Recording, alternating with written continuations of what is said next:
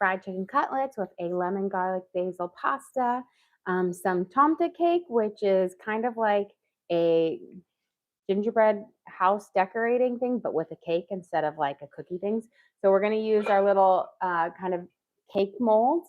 And the really fun thing about it is with the tomte cake is in one of our cakes, we'll have a tomte hidden, which is like in Sweden, they're like little people that live in your walls that take care of your house, make sure they turn off the lights and whatnot. And so one of these will be hiding in the gingerbread house, kind of that we're going to be decorating. And then they get to open up and eat it. And whoever gets it, it like brings them extra luck for the year.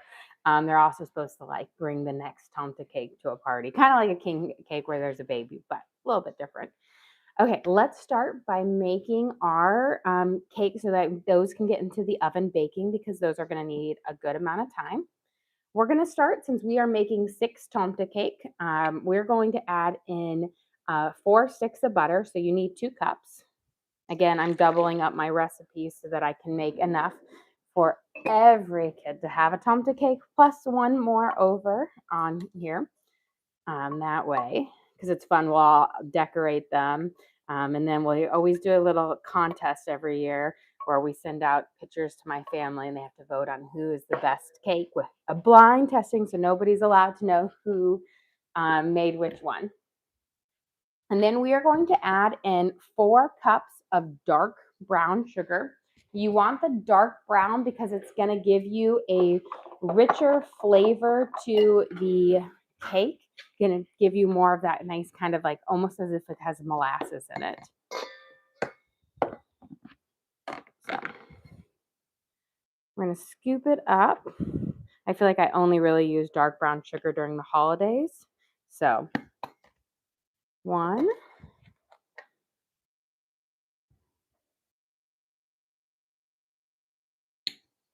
2,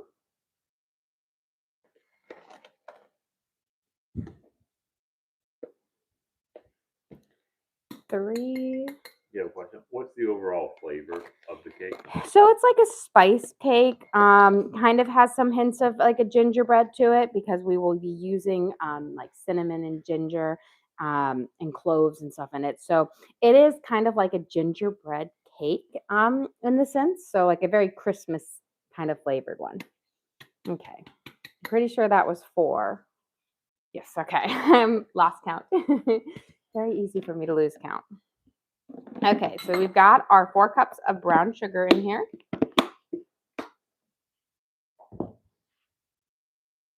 And we're going to cream these 2 together real quick. Until they're nice and mixed. And then we'll add in our eggs and our spices. And then we'll have milk and flour. But it's going to make several of these cakes. And the nice thing about it is they don't fall apart when you're decorating them. We always used to do just regular, gingerbread houses. And it was a frustration point because, little kids can never put a gingerbread house together because they just fall apart. They're very difficult. Even with copious amounts of frosting to try to hold it together, it just never works. So this is a nice thing because they don't have to really assemble anything, but they get to do all the decorating, which is really eating candy as their favorite part. And I've been, over the last month, I've been collecting red and green candy for decorating. So we have passed a couple Buc-ee's going to sports tournaments, and I have gotten lots of red and green candy from Buc-ee's to use to decorate these. Okay, we're adding in 4 eggs into our mixture. Put this over here since we're done. We'll give this a good whip. Oops. And this batter is going to be a slightly thicker batter because, again, it is a butter base.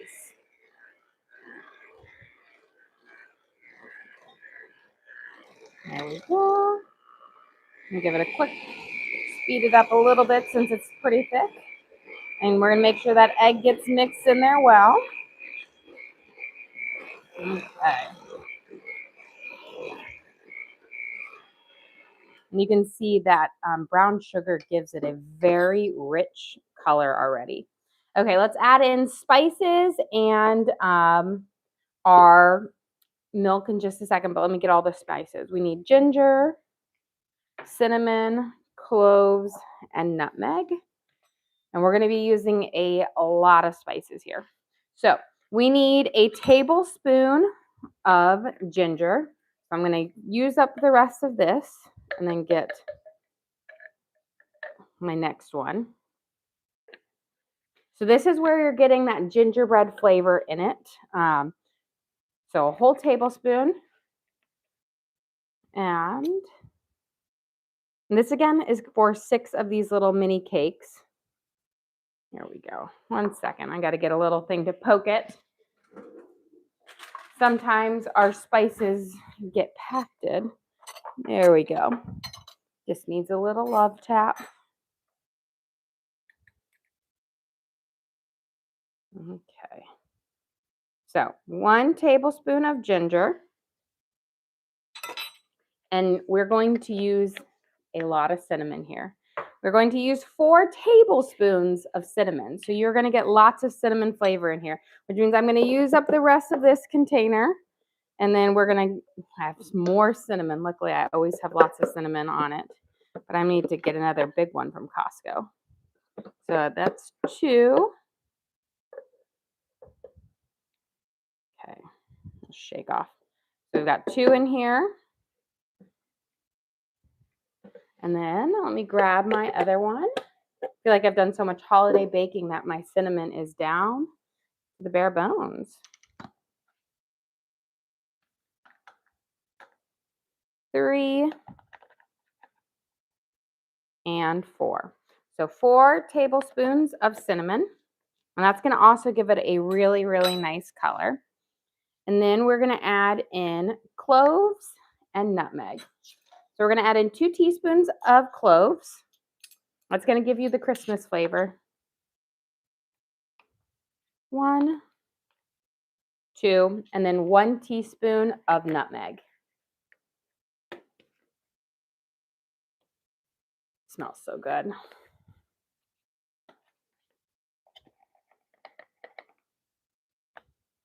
There we go. So we've got our spices in here.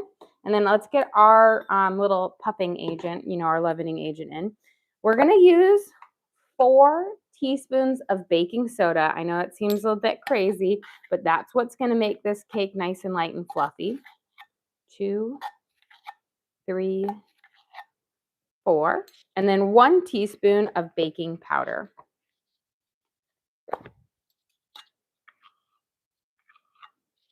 Go. And then we're going to use a teaspoon of salt. And we can mix all of these spices in with our milk in just a second and get everything mixed up well. And then we'll go in with our flour. So let's get these mixed in. And this is going to add so much flavor to our cake base. There we go.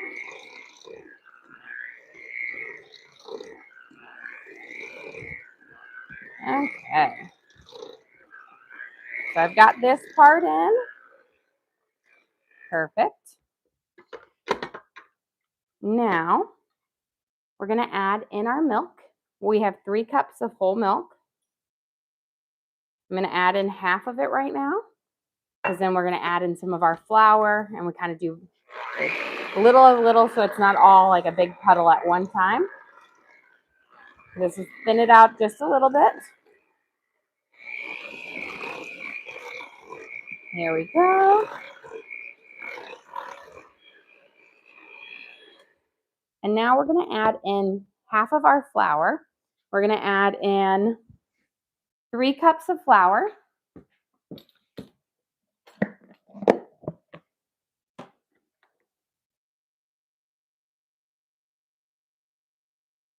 So 1,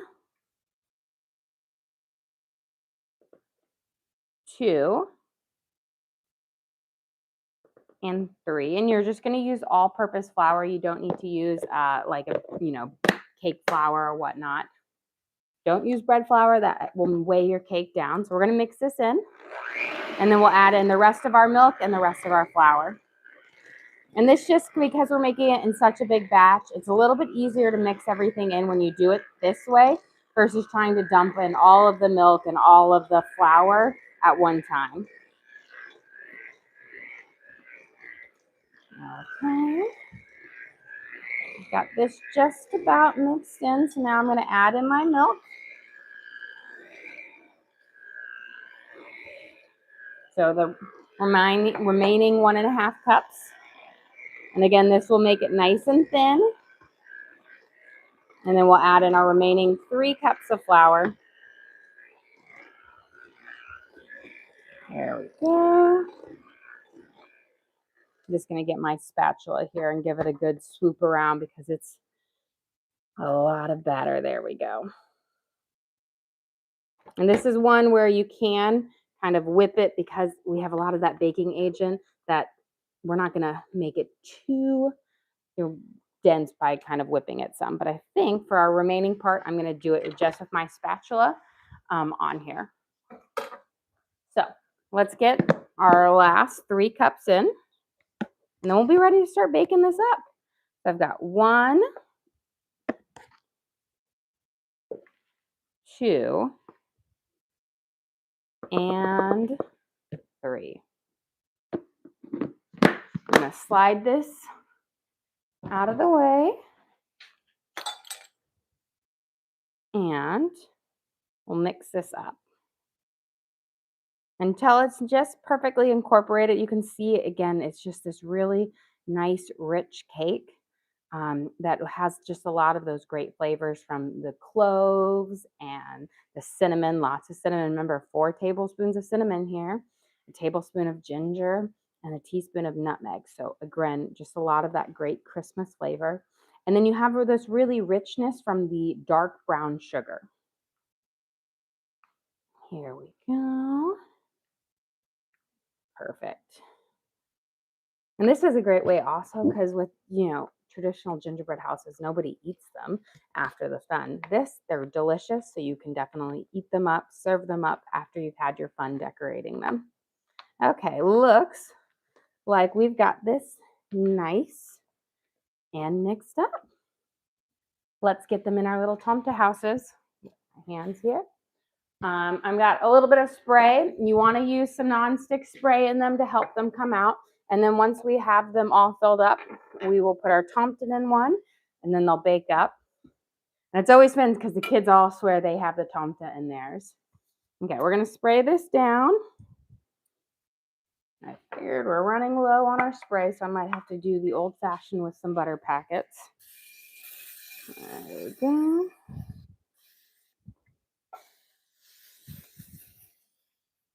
Okay, we're going the old-fashioned way. I'm out of my bake spray.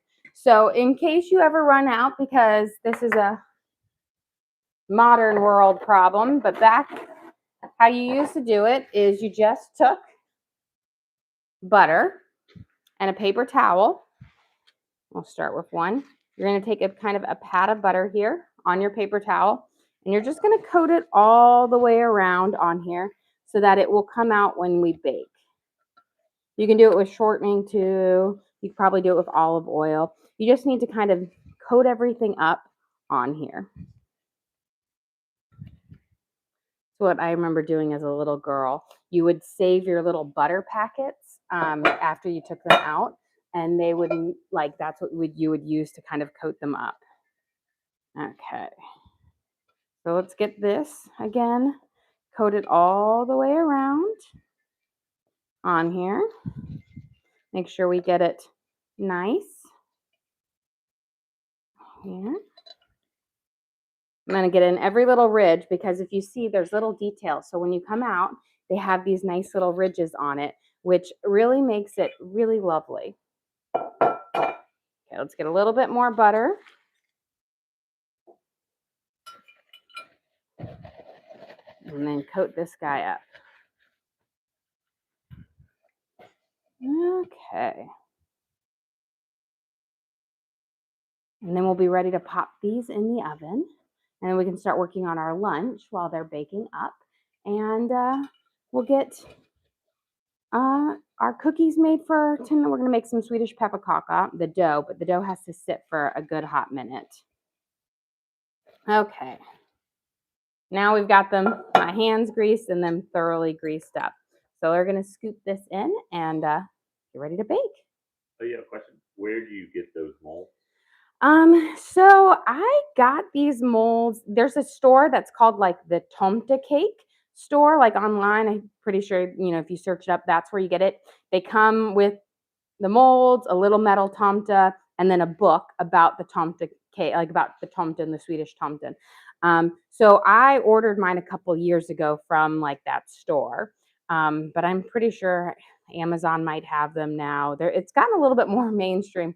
It's funny. So we've been doing this for a couple years now, and my mom really liked them so much, so she got some for my siblings as well, because it's kind of a newer thing on there. And so it's pretty cool. I will say they're really awesome because they're so cute too. Especially like if you don't want to necessarily do the decorating on them, you can always just sprinkle them over with powdered sugar and they go into the lovely ridges and then they just look really, really pretty. Okay, we're going to kind of fill each one of these up and then partially, and then we'll go back over and scoop in for each one after that. But I want to make sure I have them kind of all equally spaced out. And they're good, nice, like kind of a sturdy metal on them. And so they bake up really, really nicely in here. And they do come out. I've never had an issue with them sticking. So they've always kind of popped out well after they've baked. Okay. Let's get a little flour pocket there. So I want to mix that in. And can you go over the cake batter? So yes, so our cake batter, this is a double batch of it, but we used 4 sticks of butter, 3 cups of milk, 4 cups of dark brown sugar, 4 eggs, and then we used lots of spices. So a tablespoon of ginger, 4 tablespoons of cinnamon, 2 teaspoons of clove, and a teaspoon of nutmeg, and then a teaspoon of salt. And then you do 4 teaspoons of baking soda and 1 teaspoon of baking powder. And I'm pretty sure I've got all of that listed. There we go. Yeah. And you just kind of mix it up. And 3 cups of milk, if I didn't mention that. Kind of cream it all together, add your flour in last, and then we'll let it settle. Once I've got them all filled out, we're going to drop our metal tomte in for the one. And again, my kids, when they're picking their gingerbread, they're like weighing them, which one weighs more, so certain that their gingerbread house is going to get it. But only one person gets it. And it's always fun on there when they do finally get a dig in and eat them.